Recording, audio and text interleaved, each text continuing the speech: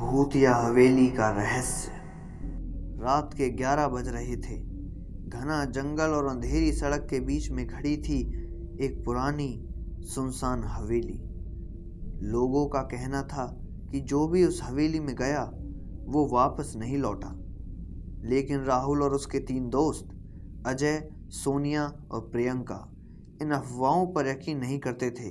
वे एक भूतिया व्लॉग चलाते थे और इस बार उन्होंने तय किया कि वे इस हवेली की सच्चाई दुनिया के सामने लाएंगे। चारों दोस्त हवेली के बड़े और भारी लकड़ी के दरवाजे के सामने खड़े थे। हवेली के दरवाजे पर जंग लगा था और उस पर कुछ अजीबोगरीब निशान बने हुए थे। सोनिया ने थोड़ा हिचकिचाते हुए कहा, क्या हमें वाकई अंदर जाना चाहिए? राहुल मुस्कुराया और बोला, डरने की कोई बात नहीं, ये बस एक पुरानी हवेली है, आओ अंदर चलते हैं। अजय ने दरवाजे को धक्का दिया और वो धीरे धीरे चीखने की जैसी आवाज करता हुआ खुल गया। अंदर घना अंधेरा था और हल्की हल्की सीलन भरी गंध आ रही थी। जैसे ही वे चारों अंदर गए, दरवाजा अपने आप तेज आवाज के साथ बंद हो गया। प्रियंका घबरा गई। वो बोली, ये कैसे हुआ? राहुल ने टॉर्च जलाकर इधर उधर देखा। दीवारों पर पुरानी धूल से सनी पेंटिंग टंगी थी, जिनमें से कुछ के चेहरे अजीब तरह से बिगड़े हुए थे। अचानक हवा में एक फुसफुसाने की आवाज आई, जैसे कोई बहुत पास से गुजर रहा हो। फिर अजय को एक पुरानी लकड़ी की अलमारी दिखी। उसने अलमारी का दरवाजा खोला तो अंदर देखा कि एक संदूक रखा हुआ है। उत्सुकता से उसने संदूक खोला और उसमें एक पुरानी डायरी मिली। डायरी पर धूल जमी थी, लेकिन जैसे ही राहुल ने उसके पहले पन्ने को खोला, हवेली के अंदर रखे सारे दीपक अचानक बुझ गए और हर तरफ घना अंधेरा छा गया। उस डायरी में लिखा था, अगर यह पढ़ रहे हो तो इसका मतलब है कि तुम भी फंस चुके हो। यहाँ से निकलने का सिर्फ एक ही रास्ता है, परछाइयों से बचो। प्रियंका ने कांपती आवाज में कहा, यह क्या मतलब है?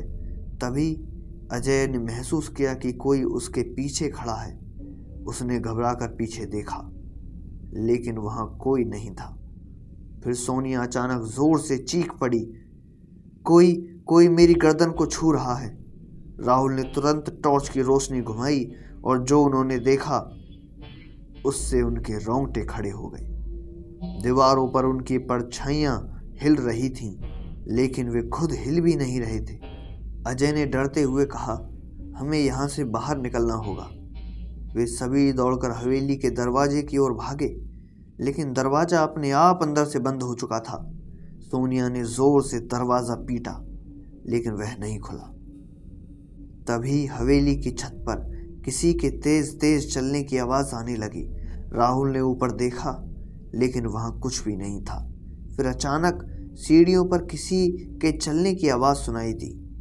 प्रियंका ने डरते हुए कहा, कोई हमारी तरफ आ रहा है। चारों दोस्त एक कोने में सिमट गए।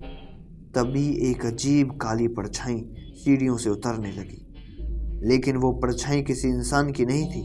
उसकी आंखें लाल चमक रही थीं और उसका शरीर हवा में तैर रहा था। अजय ने कपकपाते हुए कहा, ये भूत है। परछाई धीरे धीरे उनकी तरफ बढ़ने लगी। अचानक अजय जमीन पर गिर पड़ा, जैसे किसी ने उसे पकड़कर खींच लिया हो। प्रियंका ने जल्दी से टॉर्च की रोशनी उसकी तरफ डाली तो देखा कि परछाई अजय के ऊपर झुकी हुई थी, लेकिन जैसे ही रोशनी उस पर पड़ी, वह चीखती हुई पीछे हट गई। राहुल को याद आया कि डायरी में लिखा था, परछाइयों से बचो। राहुल ने जल्दी से अपने फ़ोन की फ्लैशलाइट ऑन कर दी और बाकी दोस्तों से भी ऐसा करने को कहा। चारों ने अपने फ़ोन की रोशनी हवेली में फैलाई, जिससे परछाइयाँ कांपने लगीं और धीरे धीरे गायब होने लगीं। लेकिन तभी हवेली की दीवारों से एक ज़ोरदार आवाज़ आई, तुम लोग यहाँ से जाओ, वरना तुम्हारा भी वही हाल होगा जो दूसरों का हुआ है। दरवाज़ा अचानक ज़ोर से खुल गया। बिना समय गवाए चारों दोस्त भागते हुए हवेली के बाहर आ गए। जब वे बाहर निकले तो देखा कि हवेली अब शांत थी, जैसे वहां कुछ हुआ ही ना हो। प्रियंका ने कांपते हुए पीछे मुड़कर देखा। हवेली की सबसे ऊपरी खिड़की से वही परछाई उन्हें देख रही थी। अचानक हवेली का दरवाज़ा अपने आप फिर से ज़ोरदार आवाज़ के साथ बंद हो गया और उसके साथ ही हवेली से एक डरावनी हंसी गूंज उठी। तो दोस्तों, ऐसे ही डरावनी और रहस्यमयी कहानियों को जानने के लिए हमारे चैनल को सब्सक्राइब करें। मिलते हैं एक नई रहस्य और रोमांच से भरी एक नई खौफनाक कहानी के साथ। तब तक के लिए अलविदा।